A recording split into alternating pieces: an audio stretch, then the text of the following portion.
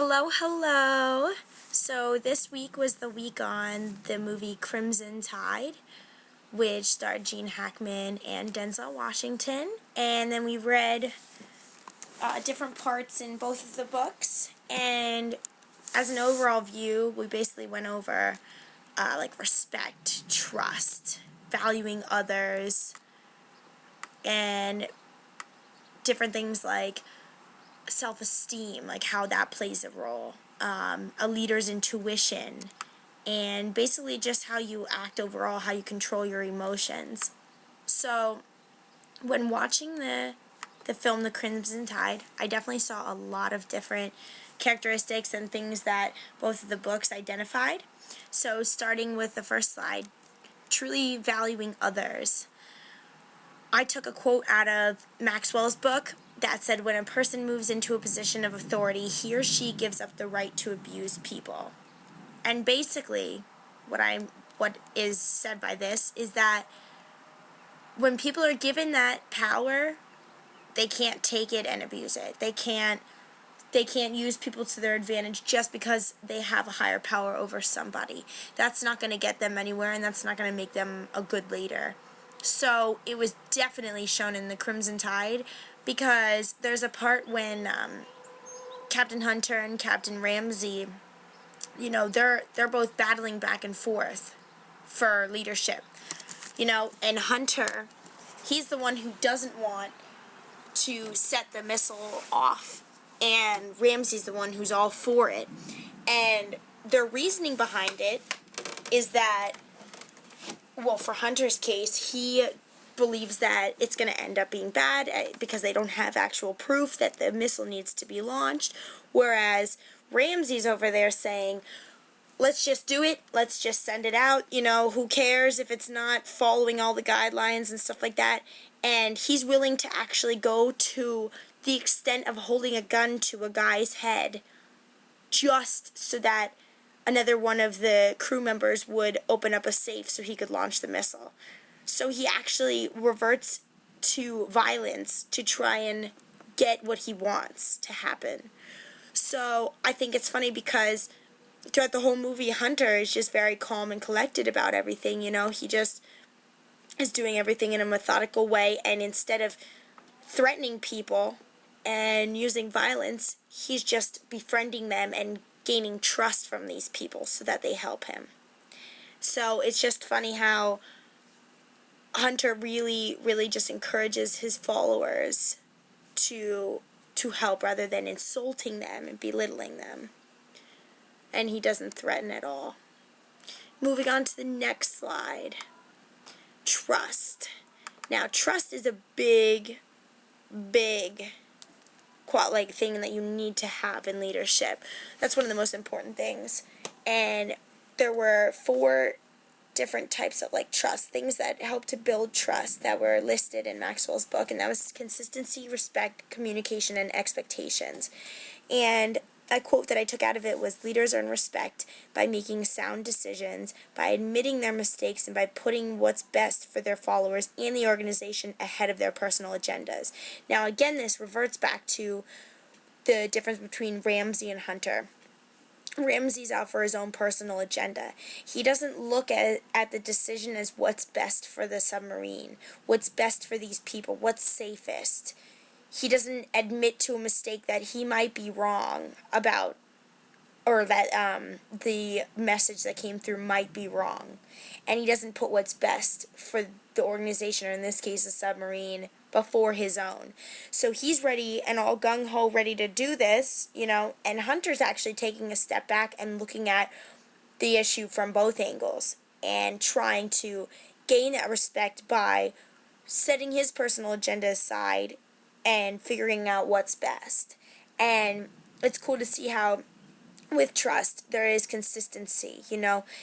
Hunter wants to follow the rules, and it's said a bunch of times in the movie, when you're consistent with something, such as following the rules or whatever, and following the authentication and stuff of the missile and stuff like that, when you're constantly following those rules and being consistent, nothing will go wrong. So it's important to see that, because that's what's going to make a good leader, is one who follows consistency. Whereas Ramsey's over there just kind of making his own rules as he goes and breaking them. And it's really cool to see. And then moving on to the next slide. Steps to earning respect. Number 1, a leader must have a natural leadership ability. You know, you have to be well-spoken. You have to have that certain air about you and know how to lead in a way.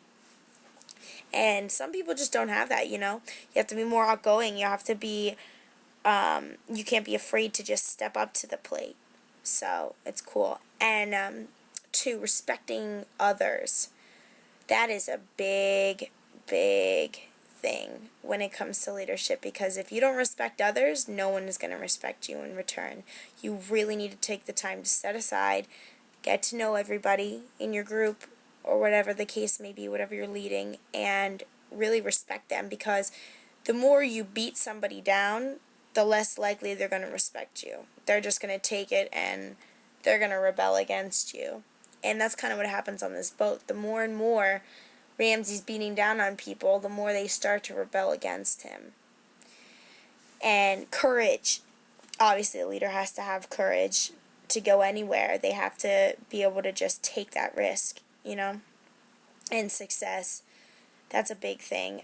You have to have that vision for success, because if you don't have that vision, it's going to be difficult for you to really, really push through anything, you know. You're basically driving yourself and your members off of success, so it's cool. And that's what you need to, like, have to, for people to respect you. And then loyalty, that's a big thing. That kind of goes with the consistency, which I talked about before, but you have to be consistent and loyal to others, and trust will build through there, you know. It gradually builds. It's something that happens over time. And moving on, leaders' intuition. Now, I took this quote out because I thought this one was one of the most powerful quotes you can possibly say about leadership. And it's, who you are dictates what you see. Now, everybody has intuition, and everyone has their own thoughts, you know. They have their own voice. And so, certain people look for certain things in life, and they take certain things out of life, and they interpret different things in different ways. So who you are as a character will come out through your leadership, and who you are will also dictate your vision. And if you're a good person and you've got good intentions, you got a good soul, you're going to do what's right, you know. When it comes to leadership, you're going to follow a proper way to lead, you know. You're going to be a good person. You're going to be a good person to your members. You're going to respect everybody. That's the type of person you're going to be, and it's going to dictate what you see and what the outcome is. Whereas if you're the type of person who's just a mean-hearted person, you know, cold, only out for their own personal agenda, that's what you're going to get as a leader. And it's going to show in the group eventually, you know. All that stuff, people can only hide their character so long before the truth comes out. So I thought that was a really powerful quote. It was pretty cool.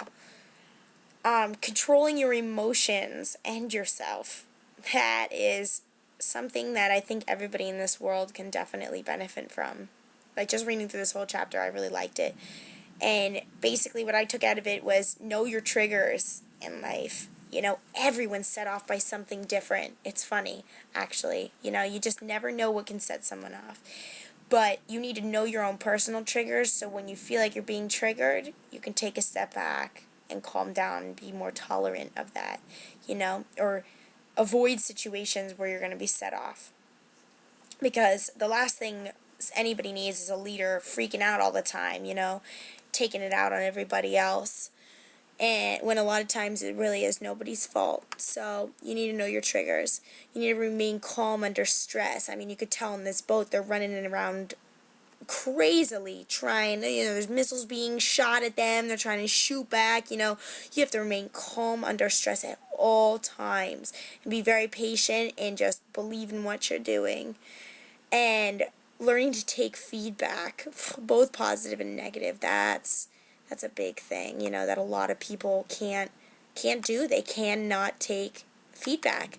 So it's cool because in the movie I saw a lot of times in the beginning, Ramsey would just kind of cut Hunter down, and he would just take it. He would take the feedback because he knew that was what's right, and he was in control, and that's that. But it's funny because people need to have that humbleness. They need to be able to just hear what they're doing wrong and accept their mistakes. It goes back to a quote I said earlier, you have to act on your mistakes and learn from them. So it's really important to see. And then last but not least, maintaining a healthy self-esteem. Some people, they're big-headed. They take self-esteem and they run with it, They don't care. They're full of themselves. And then there's other people that don't have any self-esteem at all. So you have to find that happy medium. And I found the quote, "The capacity of healthy self-esteem can support you making a big decision about what you want to accomplish as an individual or as a member of a group." And that's really true. If you have a high self-esteem in a good way, in a healthy way, you can basically do anything in a way, Your limits are only set by yourself. And your mind sets your limits, So if you can gain that self-esteem and that confidence to do something, you'll go out and do it, You'll accomplish whatever you want. It's just all about having that self-esteem and that drive and that motivation to do it. So it's always important to just check your self-esteem. You never want to have too much, but you don't want to have any either. None. So it's important. But, alright, I hope you enjoyed this video. My name is Vanessa Williams, and I'll be sending another one next week. See you later.